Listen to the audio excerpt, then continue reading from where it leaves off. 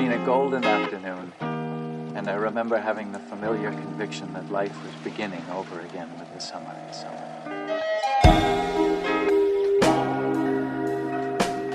Thursday, fresh off lunch. Yes, Table full of shit. table full of drinks and crap. Elephant in the room. No elephant in this room. Yes, there is. Do you know what it is? Is there an actual elephant in the bag? No. Nope. All our viewers are noticing right now. Our listeners are not. Our listeners have no idea about this elephant in the room.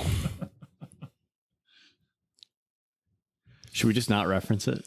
Maybe not. All right, let's just move on. That was it. That's it. That's it. There's an elephant in the room. It's just going to stay there. Yep. All right.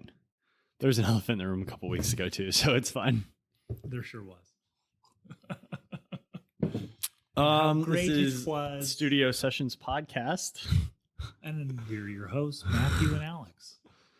This is our 100th episode. Nah. It's not. I feel like we got some new energy. This is good. Yes, good. We were both good Thursday afternoon feeling energy. a little spicy. I was feeling a little burned out Really? a couple weeks ago. Like life burnout or podcast burnout? I think life burnout Yeah. is podcast burnout. Oh, right. Like, I think it's just because that's what we talk about. Yeah, we just dump our burnout into the podcast. Like if the episodes suck, we're probably That's going to be the new title. going through some Burnout dump.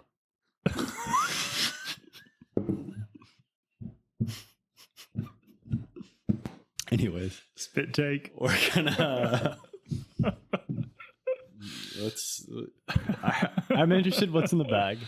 And then maybe do we just jump right into it? You want to talk? Started watching The Wire. The Yeah. Wire is really good. Yeah, I'm enjoying that a lot. Can't believe it took me this long to get to it. Yeah, The Wire. I have avoided it, not on purpose or anything, but I just have not felt the pull. I think I've started the first episode like 2 or 3 times. Yeah. And I just haven't. I don't know what happened. I think I did start it at one point years ago. I don't know what happened, but I just didn't catch it. Like I've watched The Sopranos just a couple of times. I've pretty prestige TV is pretty, at least Breaking Bad and back. Right. Pretty. I mean, really one of the shows that ushered in, you could say that era of,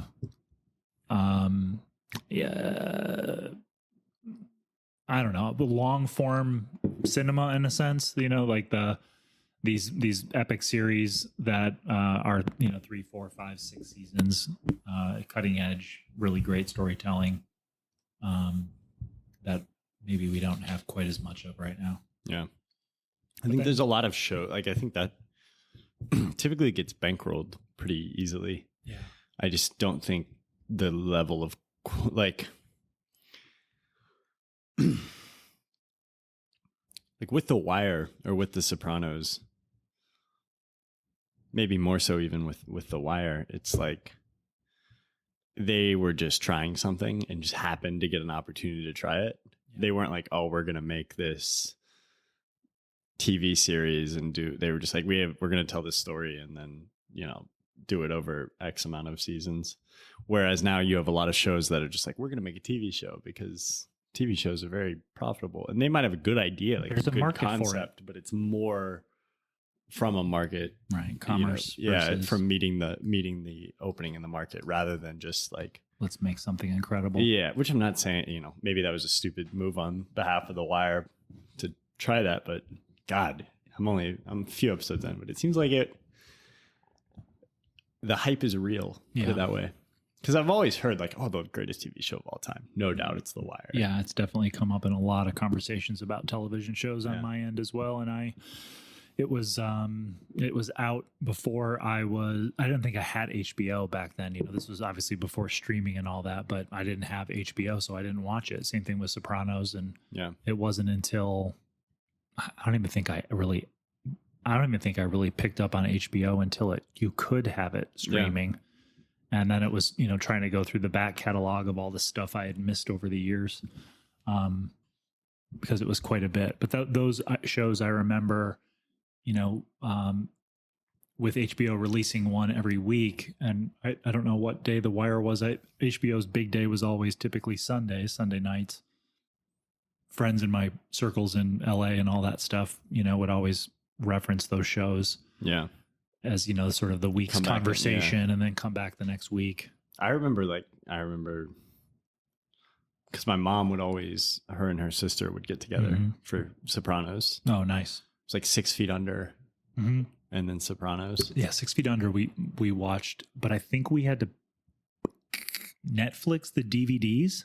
Oh yeah, gotcha. I think that's how we got into 6 Feet Under. There's actually something kind of nice about like that ritualistic. Like we get together, we watch this show I think that's something streaming platforms should actually do more of. And I know that some of them actually do this, but yeah, HBO still does weekly releases. Yeah, which I think it's just because they understand. Like HBO's always had a premium product, right? They've never been at yes, they kind of had that cable format, but like they didn't have standard commercials. It's always been a, you know, gather around to watch. So I think they understand that better than a lot of these companies that are going from cable over. And they're just like, oh, binging is popular. Yep. Some shows binging is probably fine, but like you, when I watched Mad Men, you were talking to me about how it felt to wait every week. Yeah. I never experienced that with Mad Men. I got to like the end of Breaking Bad. I got to experience that. Yeah. Of like waiting around every week to kind of see that last season or two. I guess they broke the season in half. Yeah. I think those last few seasons, I had the same thing. We watched it as it aired versus the first few seasons that I caught up on after people talked about it so much. I think I pulled it up on Netflix when I was still living in LA and propped my eyeballs open till 2:00 in the morning. I can do one more episode. Breaking Bad was bad about that. Yeah. I mean, Mad Men was too. Yeah. But the Wire's been really cool though. We've like I said, we're trying to do it less aggressively. Yes. I think you know, like okay, we can watch it all in a weekend. Yeah. Like we've been doing like one episode a night. Yeah. And for our schedule that works really well because it's like you get up, do your morning, have your day, you know, kind of wind down, eat dinner, episode of The Wire, and then sit with it for a while. You know, that's one thing I like about shows that come out every week. You know, especially in the age of YouTube, I really like watching certain content creators' videos that talk about the episode after it aired versus, you know, Stranger Things, for example, on Netflix releasing the entire season and you can watch it in a day or two.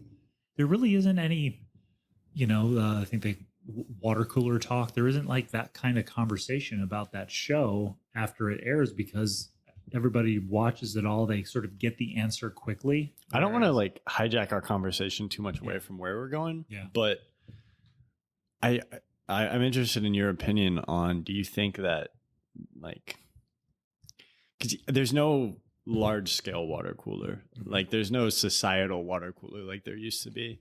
Yeah. But Twitter it kind of X is for sure. But I'm just saying like there's not an opportunity, like you said, HBO every Sunday they had their shows. There's live sports is really the only still large scale, like national water cooler kind of thing. Yep. I mean, yeah, you watch a football game or something and you'd be like, oh, did you see that? And that still applies. But for dramas or for more, you know, artistic shows or, you know, just, you know, television or film, I almost think it's more the responsibility of the group. Yeah. So you find your group and then you make it. Audrey's been getting together with friends to watch some show for a couple of weeks and I mean for the last 5 weeks or so. Yeah. And that's kind of cool. Yeah. Because we don't avoid avoid spoilers, get together. Right. When you go to work, if you go to work, most of us, you know, a lot of us will work remotely, or in our world we're maybe self-employed or doing our own thing.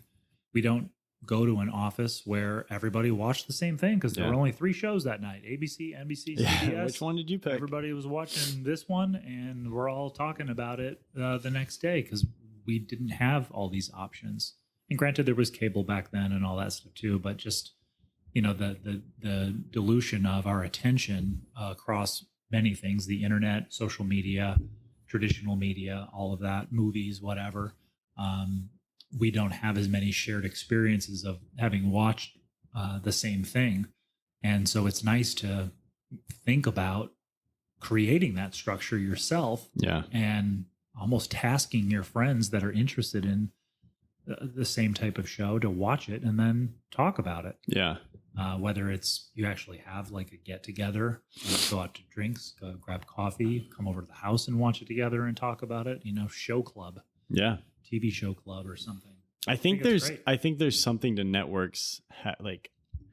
We've kind of moved away from television networks, but I think there's like a new world that's kind of starting to come out of that, where it's live events or live broadcasts on these platforms. Like, you go to watch something live on Netflix, or you go to watch something live on, Peacock or HBO. And I think there's actually a market for that. I think it's not going to be as big as it was in 1995 or in 2005. But I think if you put things out almost, I'm thinking of like the YouTube premiere feature where it's like, the video releases, but it's also just a live, like you can watch it as a group and everybody's at the same point, including maybe the creator. Yeah, absolutely. I think there's something to that. I think that's worth kind of holding on to. And I think that connects. And I think platforms are going in that direction also. So I'm not like, we've lost it. Like, I think it's actually going to come back a little bit. Yeah, I think we have to sort of learn what we've lost by letting that pendulum swing to one extreme where, every show is just released and we all binge it. And then we're kind of done with it and we talk about it for a little bit. And then, okay, when's the next show coming out? I think we all crave that community around a shared experience, especially, what we consume in the arts or at the movies or whatever. Yeah. And, I think, and we don't have to go down this too much, but, I think when people see that the movie theater is hurting, a lot of times I think it comes from, obviously our attention is spread across multiple opportunities to consume something, whether it's still books or all the way up to streaming television. But, when was the last time someone went and saw a movie that was a new release and the word of mouth was so strong amongst your friend groups that you were compelled to go see it versus on your own volition, having watched the trailer, or it's the newest Francis Ford Coppola movie and he hasn't had a movie out in decades. I remember when I was young, I would be like, I'm not going to go see that movie. Yeah. And then like 6 people would be like, oh, dude, we went and saw it. It was so good. You have to go check it out. Just like you're doing with The Wire, right? Or I did with Mad Men. I do feel like I would go see it. Yeah. I wouldn't say that's lost. Like, 2 movies come to mind. There's definitely, I want to differentiate between whatever this idea is and just hype, all out hype. Right. Things that get completely overhyped, I tend to avoid. So like, what is the Everything Everywhere All at Once? Whatever the, I forget what, I'm sorry if I butchered that title, but Everything Everywhere All at Once. Is it that seems, I feel like there's another something on there. Anyways. I never saw that because the hype was so big. And then I was just like, this isn't, I remember Parasite was like that. I didn't see that either. And I eventually saw that and it was fine. It was a fine film, but it wasn't like the greatest thing of all time by any means. I mean, again, it's kind of a subjective thing, but when everybody's like, this is the best thing ever, I'm typically like, okay, maybe I don't. But like Drive My Car, I remember that kind of word of mouth. It did its way back to me and I went to see that. I loved that movie. And then Poor Things recently. That's probably one of my favorite movies of the last decade. Yeah.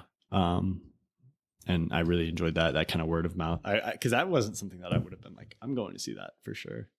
I'd seen some of his other stuff and wasn't really a fan. And this is kind of different from some of his other stuff. So And when I was younger, and this was obviously even much more potent when our parents were younger and their parents, but I feel like I remember everyone talking about it. Yeah. The Sixth Sense, like everyone was Yeah. like, did you go see it? Did you see it? Yeah. And it made sense because it was a movie back then that went 5 weekends in a row with over 20 million in box office, which was a big deal. That was a big indicator of long-term staying power. And obviously some of these movies would stay in theaters for months and months, and now, it doesn't happen anymore. So it was just cool to feel like there was things going on where it felt like everybody was talking about it. And I think sometimes that does happen to a certain extent here, but it tends to be more politics or, a big sports, a big for sure, bloody news story. Yeah. And obviously, we all can be impacted by that. And there's certainly other people that I've talked to where something was kind of big news across the news media, and certain people I know are like, oh, I hadn't heard about that, because they literally don't pay attention to the news. Yeah. So it's just strange. It's just strange to be. I feel like that's me most of the time. I mean, I pay attention to on a big picture. Yes. But I don't really pay attention to the day-to-day stuff, and I'll just be like, okay, all right, that's whatever. Exactly. So, maybe the Olympics captured that. You said sports, obviously. Felt like some people on social media. I do feel like all of my, and then again, it is niche though. Every year, the Tour de France, there's a large, quadrant of my friend group that's dialed in, oh, do you watch the tour? Yeah. But I mean, it's never more than a group text. NFL, you have friends in a fantasy league or something. Everybody's, did you see that? Oh, that was crazy. The Nick Chubb injury last year. Everybody was like, oh, that was brutal. It's awful. So I wonder what that's like then. You're younger than me, obviously. So is it possible that you haven't actually experienced a movie or something, a movie or TV show that you felt like everyone was talking about it? I mean, I'm not, I'm young, but I'm still alive in that, I was conscious in the early, late 90s, early 2000s, right. And I mean, I definitely remember that, sensation. Yeah. But part of me just kind of disagrees with the concept of because I think now, knowing what I know, I look back and a lot of that just feels manufactured by a PR firm. It's potentially, that's, everybody's talking about it. Yeah. And then it's everybody's talking about it, but that's because everybody watched the morning news and they, ran it down their throat on the morning news 4 times. And then on the afternoon news, it was in all the newspapers, and that was more. Yeah, and I feel like part of the death of that is that there's not as much of a stranglehold with those, those high-end PR outlets. So it used to be, you put out a press release and it would cover everything, and it seemed like that's the whole world. Yep. And then the 8 shows, Regis and Kathy Lee, and it feels like it's everywhere, and that still happens with certain things where it just feels like it's everywhere, but that's only to certain people. Because most people have fragmented their consumption. The internet fragmented everything, and most people, probably 50 and under, are fragmented enough to where it's there is no more, just that's the only thing, which is great. I think that decentralizing that is a really good thing. And I think the sensation that we're talking about of this loss of, oh man, I just might be more of a nostalgic perspective rather than an actual good thing that we lost, because I think it's nice to have I think I agree with you in the decentralization thing. I will say, just as someone that remembers things like The Sixth Sense or the Jerry Seinfeld finale or Twin Peaks, it was fun to have everybody talking about it, and I don't mean the news outlets are tuning in, because that certainly was happening, and you're right, PR firms, and let's get this out there, let's just keep it at the top of the cultural zeitgeist as much as possible. But there was something cool, I felt like, if I went to one of my cousin's birthday parties and all the adults are talking about a movie. Like that was cool. That's still remember, because it had a linking for, oh yeah, I saw it. You feel human. Yeah, everybody's you just feel connected to people where there was separation. One parent is a mechanic, the other one's a teacher, this one's whatever. Like they don't have a lot of things in life that they can talk about, but a movie or a TV show could sort of bring them all together to talk about their experience of this shared experience. And so if there was one little piece of the greater pie of that whole dynamic, that was something that it was cool. I mean, I just remember thinking, wow, everybody's talking about this movie. Yeah. Like that's really neat. It's almost like trends just had more time to wash over everything. Yeah. Like, cause I do like a couple of, what was it? Squid Game. Yes. Or like Tiger King.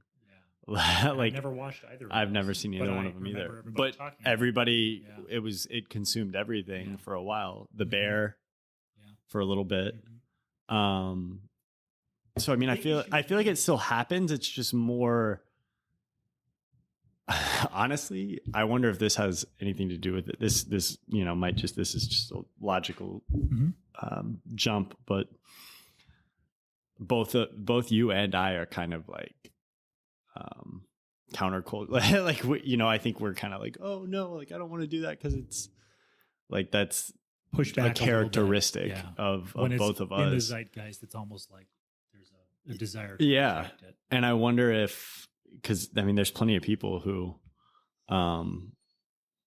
there are things like that in the zeitgeist. Like Tiger King was like the only thing that I'm sure large groups of people talked about. Squid Game. What was that show?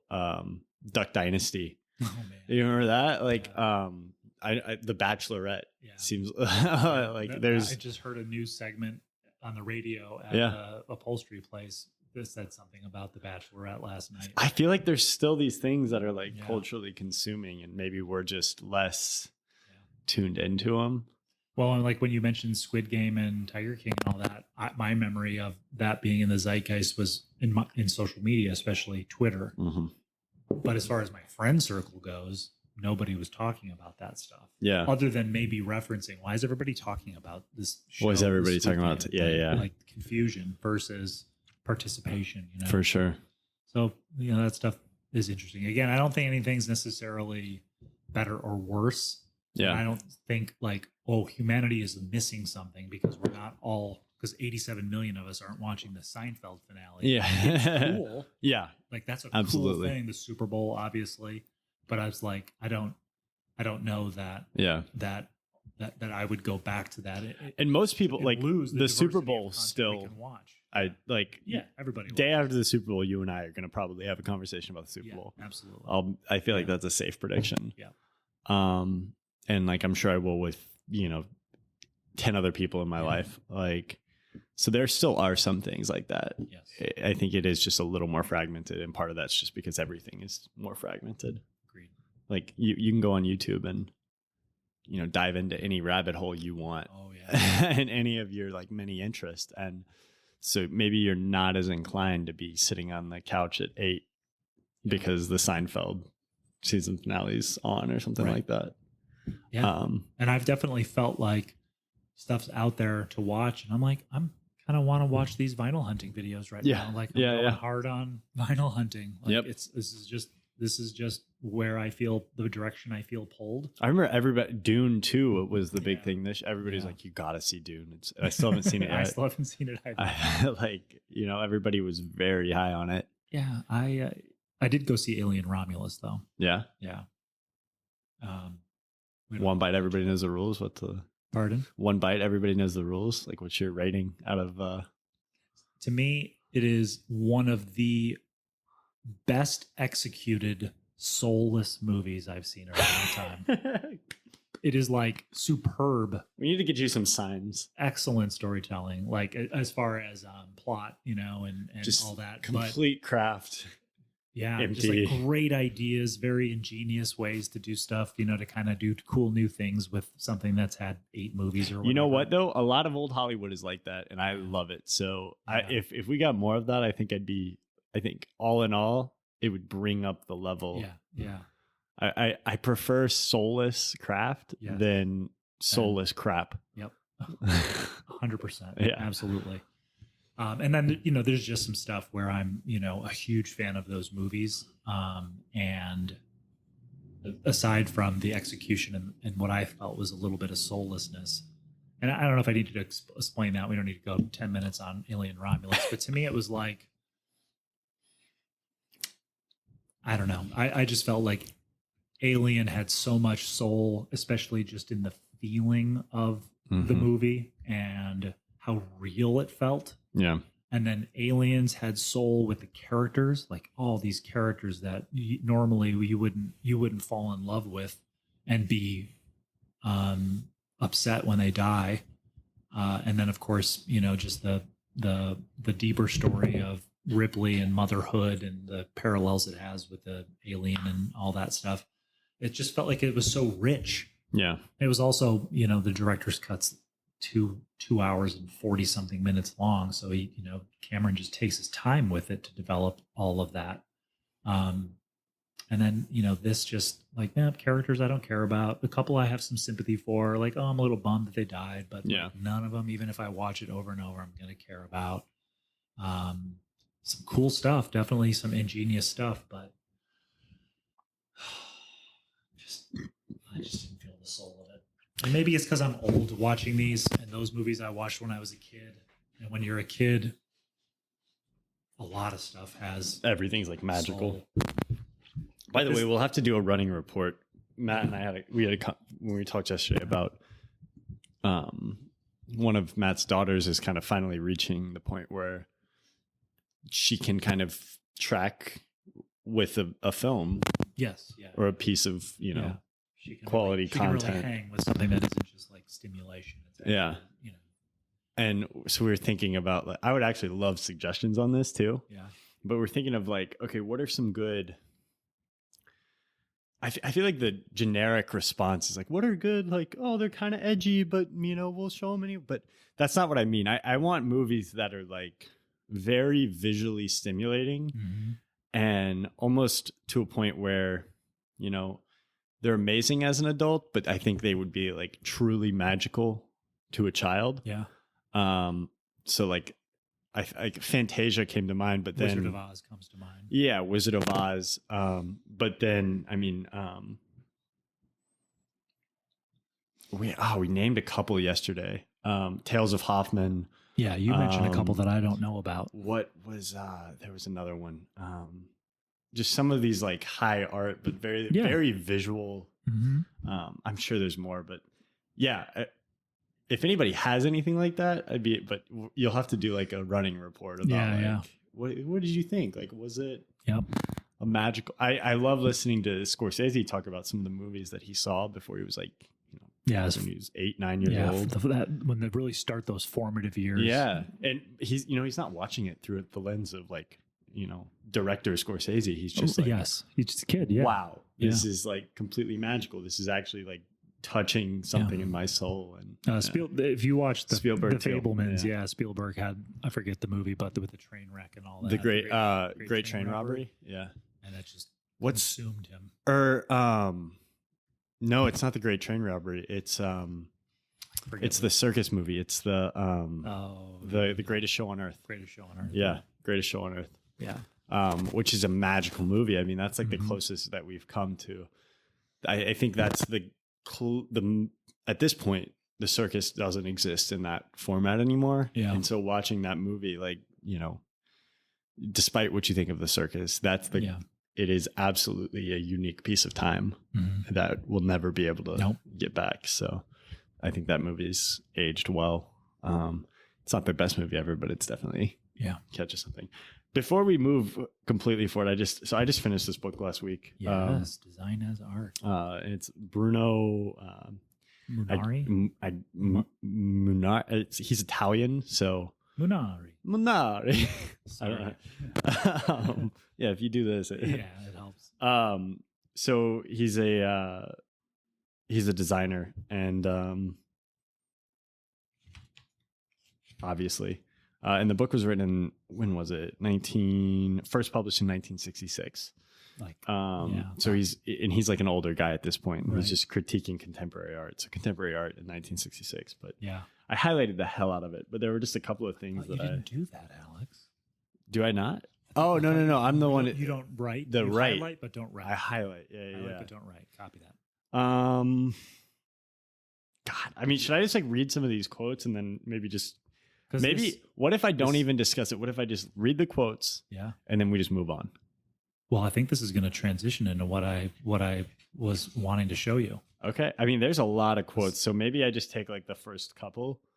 I mean, so I haven't gone through this. Obviously, this is completely spur of the moment. I just found this. You made me think of it with our discussion that we were just having, and I'm like, man, when I was highlighting some of these, I'm like, these would be interesting for discussion. So maybe we'll just drop them, and we can maybe, if something catches earworms, we can catch it on a different episode or whatever.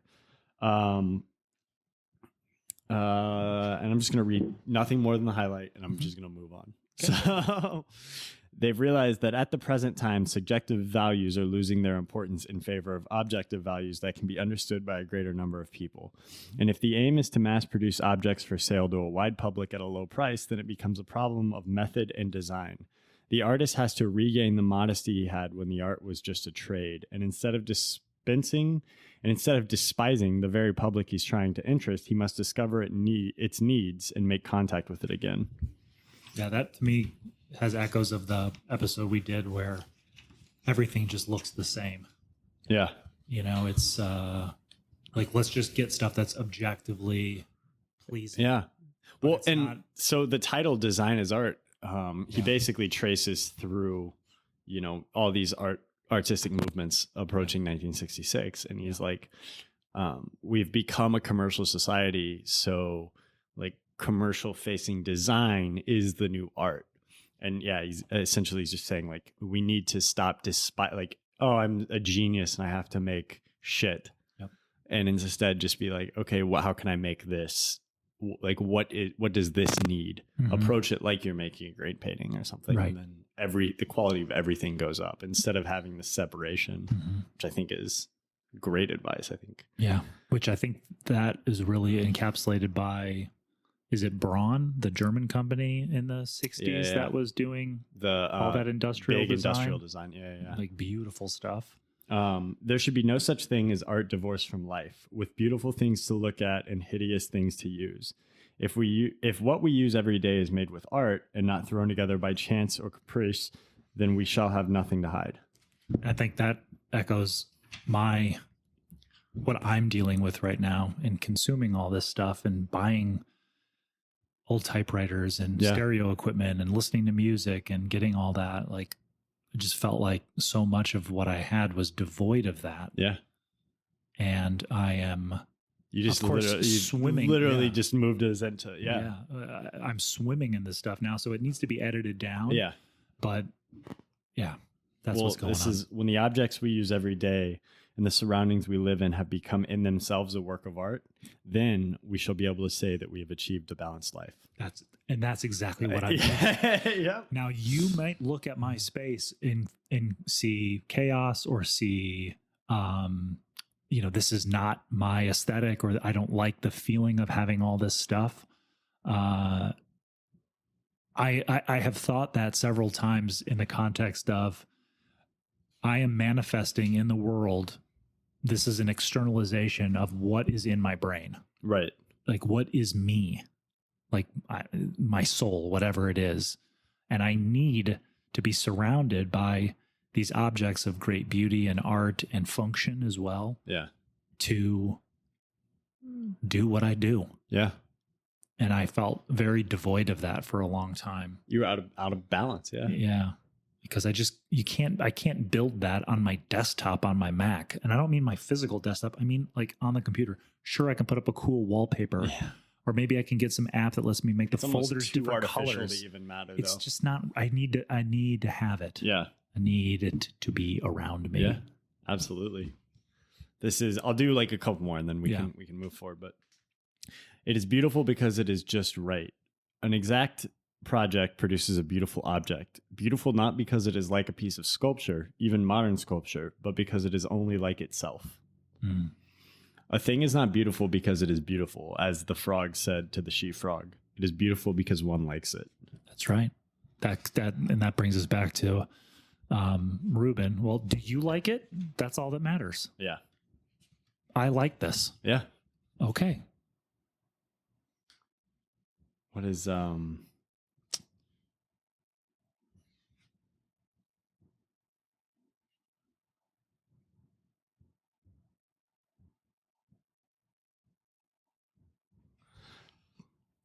what does fashion actually do? It sells you a suit made of a material that could last 5 years. And as soon as you've bought it, tells you can't wear it any longer because a newer one has already been created. Mm. The same principle can be used to sell anything. The motto of styling is, it's out. As soon as one thing is sold, they must invent another to supersede it.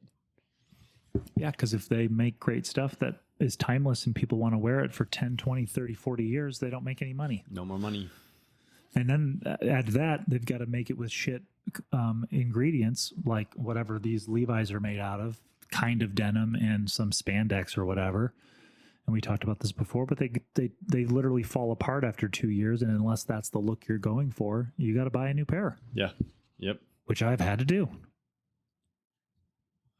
Subtract rather than add. This rule must be understood in the sense of reaching simplicity, getting at the essence of the object by eliminating anything superfluous until no farther simplification is possible. Addition by subtraction. And that was, that just popped into my head. One of the episodes of The Bear this season, the main character was working under the head chef, and the head chef, sees his plate and he tells him subtract.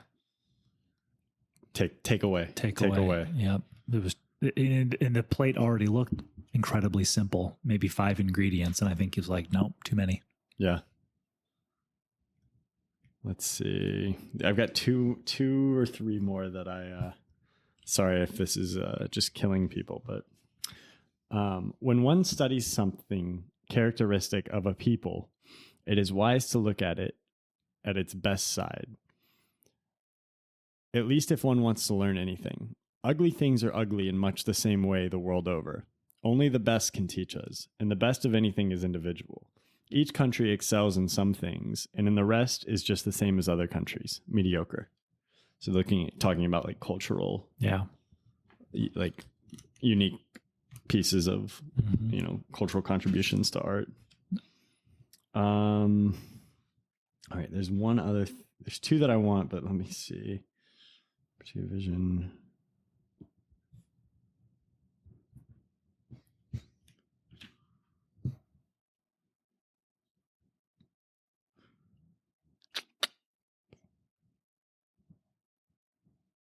This diversity is a sign of life as it is actually lived. The internal structures adapt themselves and give birth to many diverse forms, all of the same family, but different.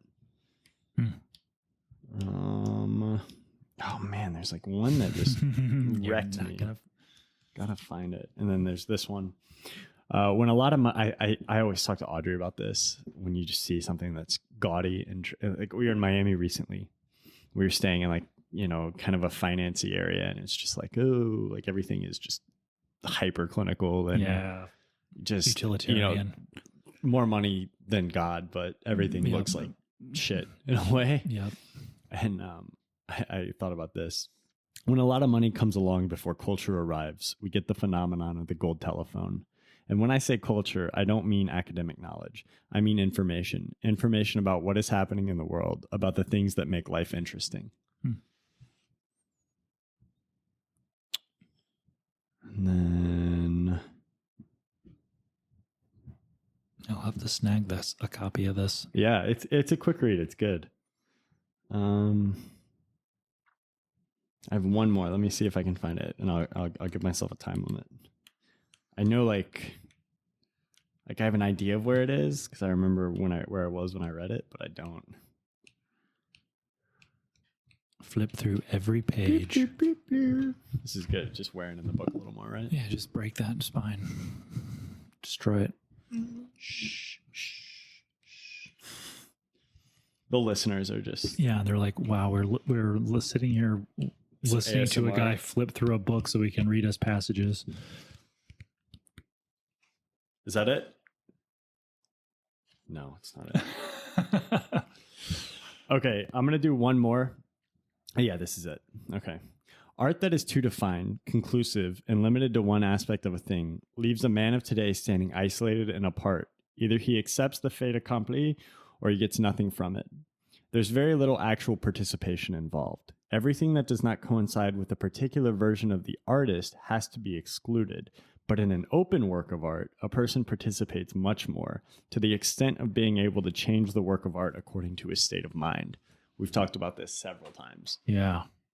Open-ended art. Mm-hmm. You know, we talked about this with the movie, one of your favorite movies, right? Apocalypse Now. It's yes. more open than some of the other ones, and so you can apply your state of mind to it. That's right. I just think that I would highlight that 150 times and just print it around the. Yep. I think that's the most important thing. You know, it's a little vain to just create from your vision, because what is your vision to the world? Right. You know? But anyways, those are my quotes. Those are good. We can move. I want to see what's in the bag. Should we do that? Well, it's not that. No, It's out here. Oh, it's outside. Yeah. So the transition into this is goes back to the soulless thing, and you brought out that book, Design as Art, and I think that there's an element of that as, you know, our desire for objects to have the things that we have to kind of have a soul or a spirit. It's a nice book too. Yeah. Just beautiful. Way to go, Penguin. Yeah, knocked it out of the park. And we were talking before about provenance and quintessence. And the object I'm going to bring out. So before provenance, do you want to give me any context? I've never really heard this term Okay. before. Well, let's do the dictionary definition. I mean, I know what it is, but let's just do that real quick. So we just have it exactly. Maybe we should define quintessence too, what we think of as quintessence. So provenance, the place of origin or earliest known history of something. Okay. And I'll circle that back to when the object comes, because this thing had I was greatly attracted to it because of what I know it is, but then its provenance, which the people made me stay there and wait to hear the story of it, then added so much more depth to the piece that, you know, it's something I'll never part with. And it's oddly applicable to, you know, what you and I do as people trying to make work. So let's do quintessence, which we really got kind of kicked up on because Jerry Seinfeld talked about it in his episode of the GQ series. Like, was it 10 things or something? Yeah, like 10 things that you can't live without or something like that. And I feel like I've looked up. Go ahead and read the definition. Let's see. The most perfect or typical example of a quality or class. Yeah. And so how I look at it is like something that is perfectly itself. That's just what Bruno said. Like going to, perfectly itself. We've talked about Bagel Bin on the podcast before. It's just perfectly, you know. What did Jerry say too? Like in the show, the Big Pen or something, one of the objects. The big crystal. All kinds of Yeah, he just things that are not. They're not trying to be anything else. They function perfectly. Yeah, they're perfectly themselves. Yeah, I think the addition by subtraction thing. They're not complicated. There's no all this gingerbread on it. It's just.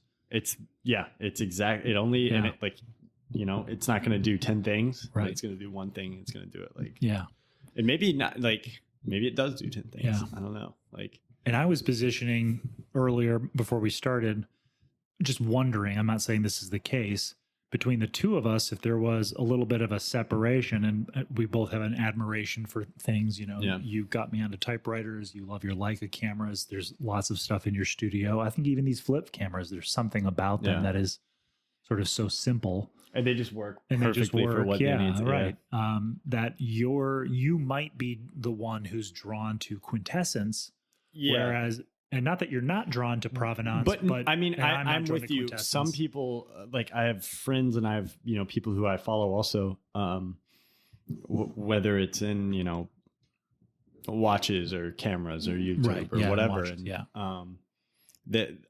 The history of the thing is the most important. Yeah. Over anything. Right. It can be, quote unquote, I might look at it and be like, that's the ugliest thing I've ever seen. Right. But the story gives it. Yeah.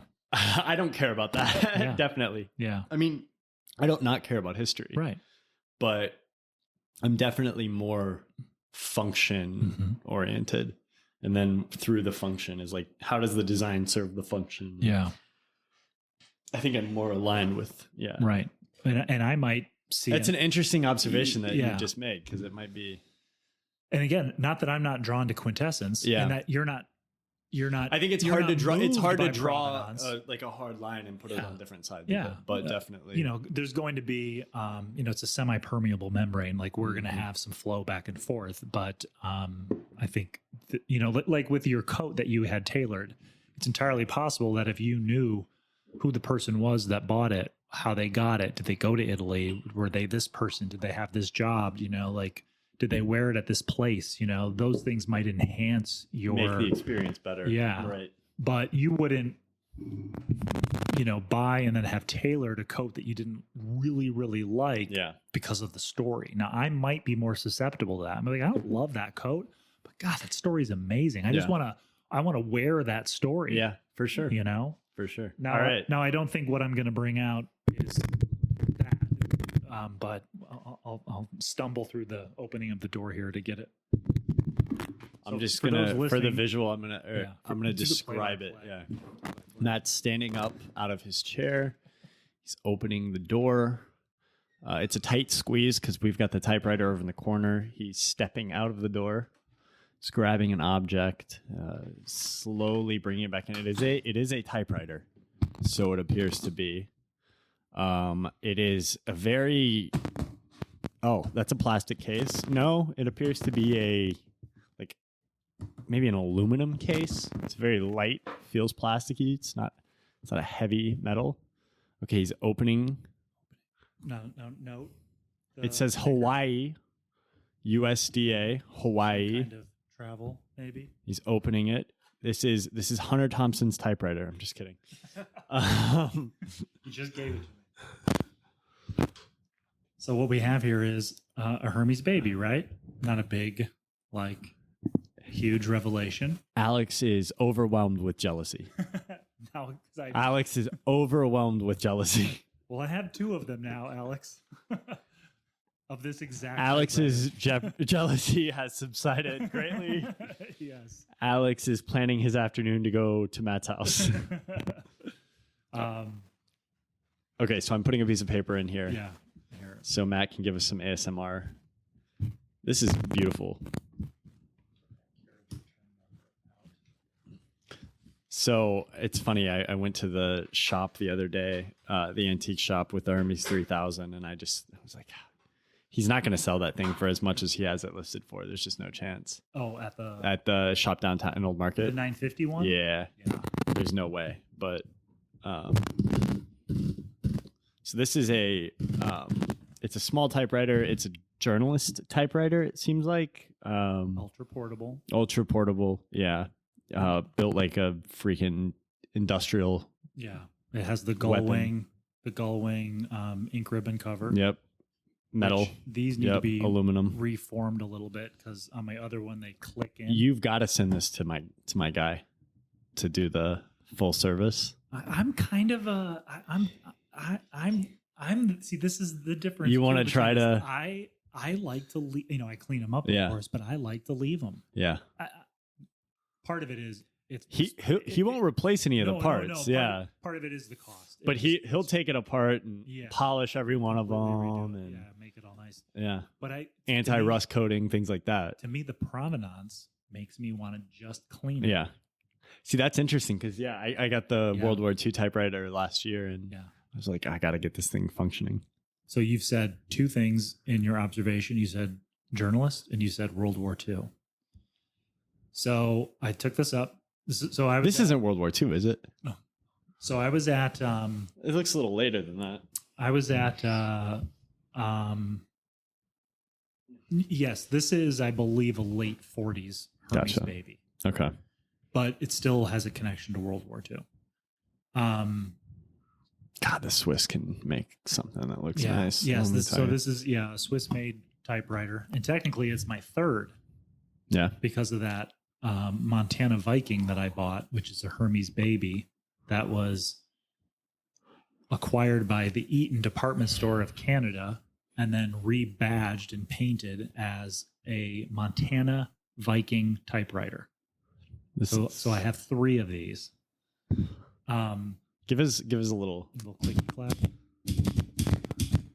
This has like something on it, so it works great. Sure does. The one I bought off eBay for $70 without the lid, completely gunked up. The keys barely moved up.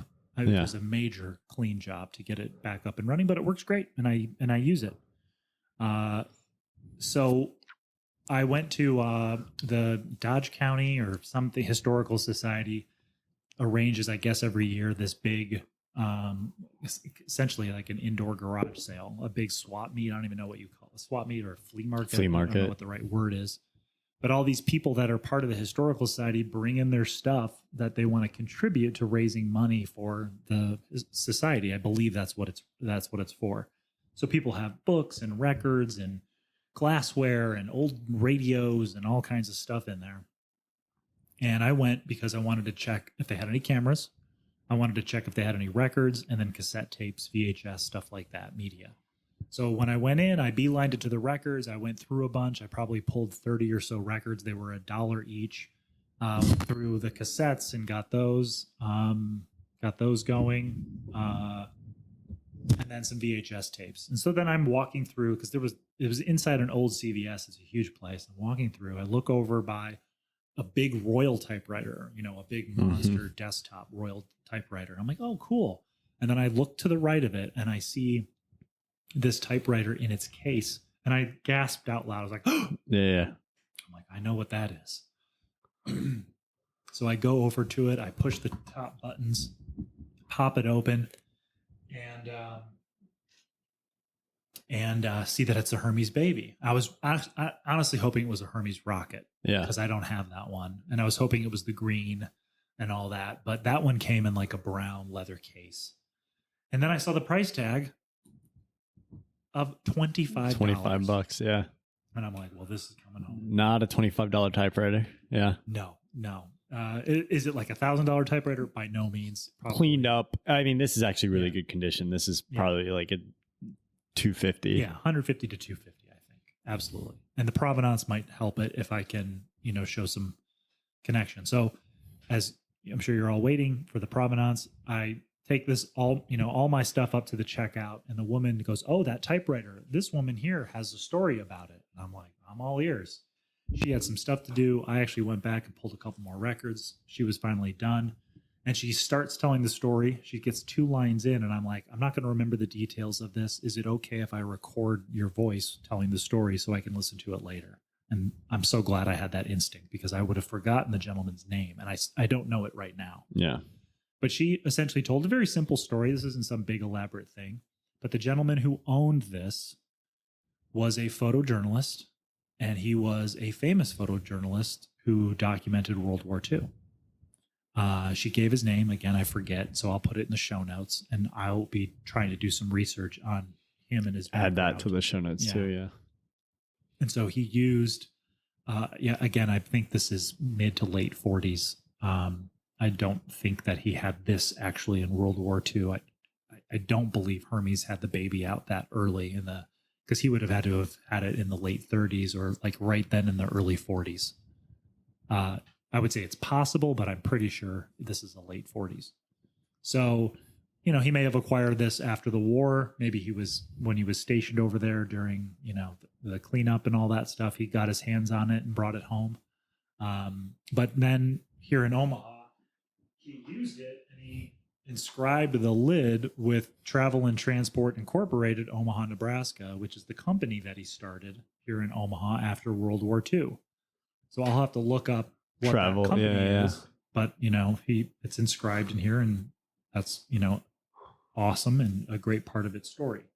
Obviously, with us trying to make work in photography and documentary and all that, while we don't do true journalism to a certain degree, this is definitely connected to what we're interested in, what we're excited about. So if I can go back and find his photographs, this is a very quintessent object as well. Yeah, this is a good, and that's where the intersection is, right? Like I feel like this typewriter is a symbol of quintessence, and then you also have the addition of its provenance. Now, its provenance is much more meaningful to us because of photography. Yeah. My grandpa's a World War II veteran. It's always been something I've been interested in. And I know the Nebraska connection, all of that stuff. And then it was just sitting on a table at a dead CVS. And now I get to keep it and use it. And the other Hermes baby that I have, which is great and works wonderfully and all that, it doesn't have as much emotion with it because I just bought it on eBay. Yeah, absolutely. What's interesting is, do you know what made me buy it? It was watching Ripley on Netflix. Did they use a Hermes? Yeah, Hermes baby. Yeah. And I'm like, what's that typewriter? Yeah, beautiful typewriter. Yeah. So for $25. What a find. What a find. Can you give us some ASMR? Just like type. Oh, sure. Do the typical here. We'll do this. Brown Fox. Yeah. Oh, yeah. Sorry for the this is probably terrible. I wonder what's the margin set to. Let's shorten the margin a little bit so we can get a ding on there. See how it sounds.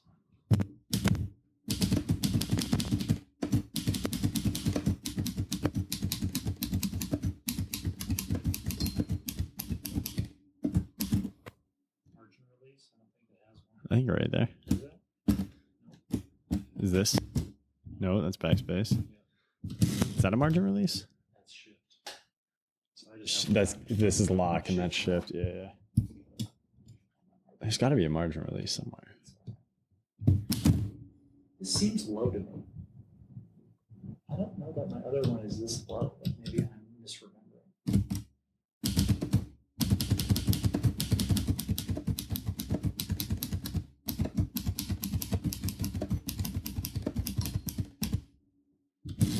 This typewriter, especially because we talked about this. Yeah. We talked about this before.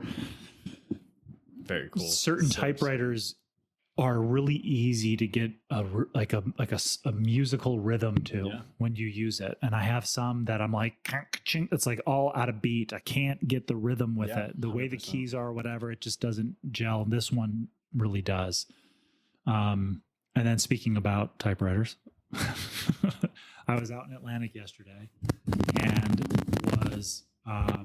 was out there because Jim the Giver was supposed to hook me up with some horror VHS and a bunch of vinyl. Just tell the beginning of this story. Jim the Giver? Yeah, a bunch of killer tapes. Yeah, a bunch of killer tapes. My wife and I went to Atlantic, Iowa on Saturday, this past Saturday, with my kids. We just like to go to small towns, find a place to eat, grab some ice cream, walk around, check out playgrounds. And if there's thrift shops or antique shops, I'll go in and just look for vintage clothing, records, cameras, anything like that. Typewriters, of course. And so there was a sign for a garage sale. And I'm like, we just on the spot decided to go check it out. We pull up. There's two older women inside like a big utility garage with a really tall garage door.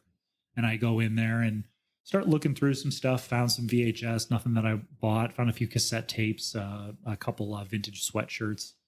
So then a gentleman pulls up in an orange truck and his name's Jim.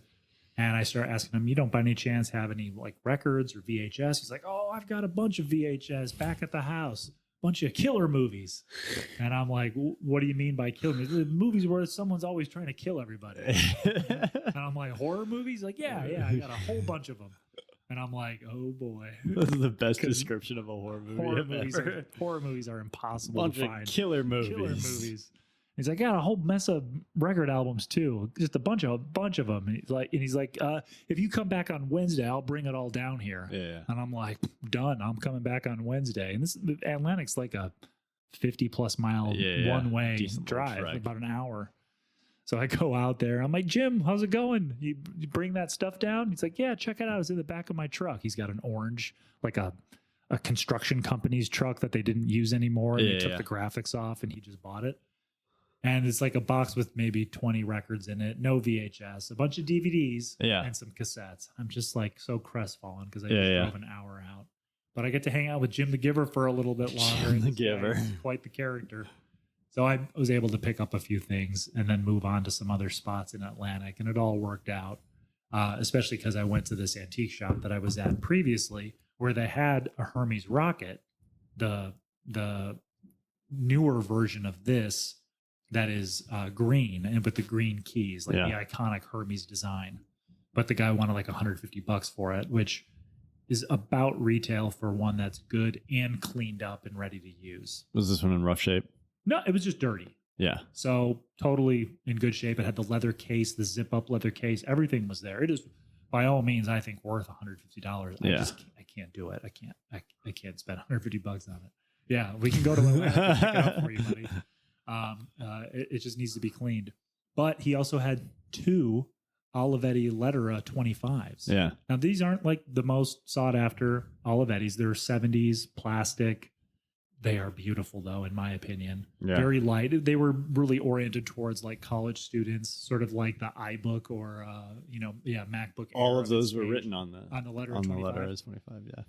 Yeah, so it beautiful gold one. Yeah, and this one's just sort of off-white plastic. It's honestly a lot like this. Yeah, it's definitely a portable. It's not as small, of course, but it is it's the smallest Olivetti I have. But it literally was like new old stock. Yeah. The case is perfect, other than being a little dirty. It's a plastic kind of vinyl case. Mm-hmm. Nothing split. Everything works. It's soft. The handle locks with it. Everything's great. And the typewriter itself, I'm like, other than maybe just blowing some compressed air and doing a little bit of a wipe here or there, I don't need to do anything to this. It looks brand new. Yeah. And I typed with it this morning, got the rhythm. I'm like, this typewriter is special. It is quintessent object. Yeah. And there's no provenance other than I bought it at an antique shop. This one's cool though. I think, clean this one up just enough, and then I'll take it apart. This is very easy to disassemble, fortunately. So I'll pull the top off, take the bottom, as he probably did. Could have 20 times. Obviously it types beautifully, so it's not all gunked up and all that. I just want to clean it so that it's and use some lubrication on it and all that stuff just to have it ready to go. But even the ribbon is newer, and works. So someone was using it recently. Yeah. And I might tweak these gull wings so that they lock into place like my other one. But I've got a Hermes Baby available. The loose carriage is just... Yeah, I'll have to double check on that. Yeah. I can't remember. I think that's normal. I believe mine does that too. Oh, is it? Yeah, because it's a carriage shift. Instead of moving this up. Yeah, the basket doesn't go up. Yeah. That's right. Carriage, I forget what they call that. Carriage something. But I feel like so much of my creative life was surrounded by tech and shortcuts and macros and speed and efficiency and output and productivity and all these things that just were sort of soulless.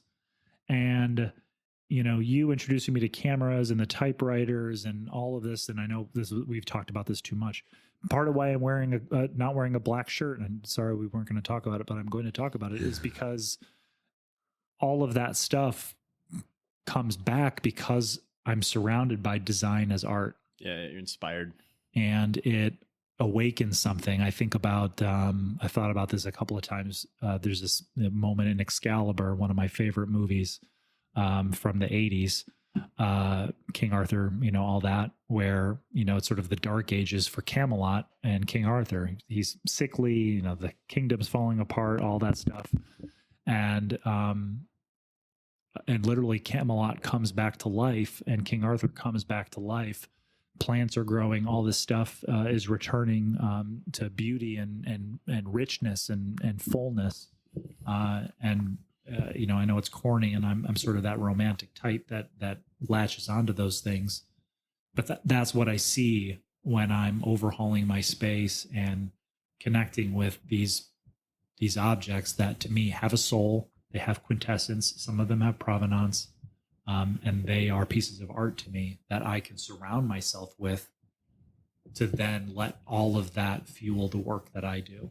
I think there's part of me that looks at everything a little differently. Like, in addition to the Design as Art book, and you just kind of talking about this, there's a great Steve Jobs lecture called The Objects of Our Life, I think. Oh, really? I'm not sure if that's it, but I think it's available on YouTube. It's him when it was probably mid to late 70s. Okay.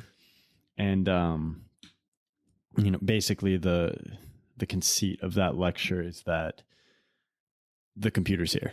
Yeah. These companies are going to buy it. Everybody's going to buy a computer. Now we can make it look like shit, or we can make it beautiful. It's going to be a piece of furniture in our home. Everybody's going to have one. Yeah. And it can look like shit or it can be beautiful, and that's up to us. Mm-hmm. And I think too, just in the, late 19th century, early 20th century, commercial design was kind of its own thing. Mm-hmm. It was kind of separate. Like, you had artists and then you had commercial designers, but the commercial designers took their trade just as seriously. Yeah. And a lot of them probably could have been amazing artists, but they chose to go after the commercial design. And it might be because they had to earn a living. Make the thing. But I mean, I don't think it was even like it wasn't even like they were giving something up to do it. Sure, yeah. And it was that was their passion. Yeah. And I think over time, there's a couple of things that have happened. One, we focus, like, a lot of great design is going on in the digital world, mm-hmm. not so much in the physical world. Right. But I think also that you have a lot of people doing commercial design now who do see themselves as failed artists, or there's a narrative that, like, oh, well, you're in commercial art. It's because you couldn't make it as like an artist. Right. And I think until we lose that kind of thinking, and until we start to look around and be like I want everything that surrounds me to be, as beautiful as I can, as it can be. Yeah. Whether that's the product labels, I like the Topo Chico bottles. Like, it's just pretty to look at. Yeah. It'd be even prettier if it was painted on instead of stickers. Sure, it's cheaper to do stickers. Cheaper to do stickers. And I mean, I get it, but like, if we could remove that stigma that all of these commercial designers are just failed artists, and instead it was like the pursuit, I think everything would look more beautiful. Yeah. And it's not like you don't have beautiful design and beautiful tangible design, beautiful outside of the digital world, but I do think you have less of it. In my observation, you have less of it now than, in the late 19th, early to mid 20th century, all the way up to the, 80s. I think the 80s is kind of when we fell off the cliff. Yeah. I mean, but there's still cool stuff that came after that. Don't get me wrong. Yeah. And we might sort of rediscover it not rediscover it, but sort of look at it with clearer eyes as more time. There's more time and space. I do think there's a lot of just copycat and kind of uncreative things. Well, I think in the world nowadays, as the commerce playbook continues to get iterated upon, and everybody just sort of like knows like these 6 things you have to do to sell an object and get X amount of millions of dollars. Like, you have to do these things in the manufacturing process. Oh, don't put a sticker on the bottle. Don't hand paint it. Do this in the manufacturing process to save money. Yeah, you start answering to that master more than another one. Again, design as art versus. It's going to take some bold moves selling from some companies too to differentiate themselves in that manner. And I mean, the market is like if you had some companies that made that move though to focus. I mean, it is kind of funny because you do have one company that puts a lot of focus into it, and they're one of the biggest companies in the world. You know, they still carry that vision of like, everybody's gonna have them. You might as well make them beautiful, Right? To the point where it's like almost become an unbeautiful thing. Like it's almost circled around. Now you look at the iPhone and the Mac or whatever, and you're just like, oh, it's so like it was novel at once, and then everybody copied it, and it seems. But yeah, I mean, just making things beautiful. And I think that's like the early Mac, oh yeah, they're still really cool. Yeah, just as a piece of industrial design, beautiful. They're really cool looking. Yeah. I don't know where we are on time, but I was just gonna we can wrap it up. Yeah, I was gonna bring the typewriter thing a little bit to a coda, but yeah, you know, I think I have probably 17 typewriters right now, and I do not intend to keep 17 typewriters. Part of this was going, it's taking a bunch of stuff into the changing room and going, what do I like? What fits me best? I have to experience them to figure it out. And this morning I was sitting in my studio and I have sort of the typewriters that I can use the easiest all on my shelving. And I'm looking at all of them and I'm like, this 1940s Smith Corona, which was branded as a Tower Commander, the Remington Quiet Writer, like I don't feel pulled towards those typewriters. Even after using them, even after liking how they type, I'm not drawn to them. I look at the Olivetti typewriters and I'm like, these speak to me, both in how they make music when I use them and the beauty of their design. And I had that, I spooled up the ink on the letter of 25 and did a little round of typing with it. And I'm like, this is fantastic. The Studio 45 that I have, wonderful. The Studio 44 that I have, love it. One little quibble though, Olivetti's carriage return arms are very fragile. Yeah. And there's a little metal linkage piece of linkage that lets the carriage return when you cycle it. So both of those, it's broken. Yeah. And doesn't return properly the spaces that you want it to return. So I have to send them off to get them fixed, but it's worth it to me. But this letter at 25, it works perfectly. So I went through, I'm like, oh, yeah, when it works, it's great. Yeah. So, so I will edit down that collection, but I am the type that's like, okay, well, I'm not gonna do a lot of judgment of this thing in the moment, looking at it on the rack. Okay, like I like it.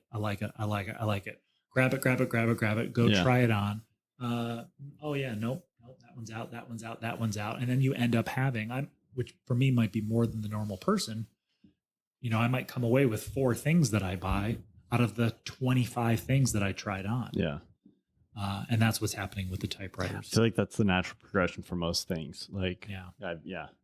You just get, when you're first getting into it, you have to learn what you like. That's right. Exactly. And it takes a while because you have a notion of what you like, like an intellectualized version of what you like, but it's not an intellectual process. No.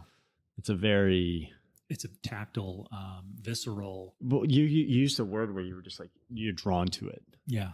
And it's like, I don't know what you would describe as the backbone to being drawn to something. Right. But it's not a very intellectual It's just like a gravitational pull. Like I just look at it and I'm like, ooh. It's almost like it's its own force. That's exactly right. And I saw that letter at 25 and the Hermes baby too. And I'm like, man, I kind of already have 2 Hermes babies. Yeah. It's not the same color, but it's the same exact physical machine. Yeah. I'm like, this letter. Yeah. I'm like, I'd pay like $50 for that thing. Yeah. And that's what he sold it to me for. Yeah. And I'm like, this is perfect. Yeah. And like, I'm never going to get rid of it. Yeah. And I'm looking at the other ones. I'm like, Remington Quiet Writer I got for $12 at, dude, Habitat for Humanity Restore. Yeah. Don't sleep on that place. Yeah. They got a couple of good. They have more than just furniture there. They have records. They have stereo stuff. There's a new place that opened, or maybe it's not new, but in Blackstone. Yeah. It's like an old church. Okay. And so you're driving. What is that road? Arnhem, the main drag through Blackstone. No, it's one road up. Yeah. Away from Dodge. Like you're going behind. Yeah. Like you're going behind. Harney. Is it Harney? Yeah. It's on Harney. Yeah. And it's just an old church, Is and it there's the a thrift sign shop? on the door that says thrift shop. Yeah, that's Evergreen Thrift Shop. Is that Evergreen? Oh yeah, buddy. I've been through there numerous times. Yeah. So that place is cleaned Guess out. where your TV came from, my friend. Was it really? That's yeah, where yeah. it came from. Good stuff. For $1. Very cool. I'll have to check it out then. Yeah. That's good. They have a ton of records. You got me. Yeah, this guy recently. Yeah, that was from the other Lutheran thrift shop. Yeah, The little guy. very cool. Yeah. That thing's so cool. That thing is gnarly looking, isn't it? It is gnarly looking. Maybe not the best looking not thing design ever. as art necessarily. But it is kind of its own. It is kind of, you know. I know. Some of this stuff, it's like, that's what I mean by time, right? Yeah. At the time, you might be like, this functions the way I need it to function. Yeah, yeah. And then 30 years later, you're like, I kind of like it. Yeah. I think it's kind of beautiful. I think it's kind of cool. Well, like, Yeah. okay, here's the other part too. And you know, this is a good tie up, but you know, we're kind of like countercultural about things, and we have this like, you know, anti-authority attitude or whatever, anti-consensus attitude Sure. towards some things. And I feel like it's like most I know. people think that's an ugly piece of shit. Yeah. And that kind of makes me pumped to be Yeah, like, exactly. I kind of like it. Yeah. It's kind of nice. It works great. It's fucking It's a cool. It beautiful sounds typewriter. good too. Yeah. It sounds really good to type Sounds with. good. Audrey was in the other room the other night, and I was just, you know, Banging away at it. she's like, sounds amazing. Music. Sounds Yeah. really nice. Because it's just very like, it's like a clicky, I Yeah. mean, it's a clicked keyboard essentially. But anyways, It had been a golden afternoon, and I remember having the familiar conviction that life was beginning over again with the sunrise.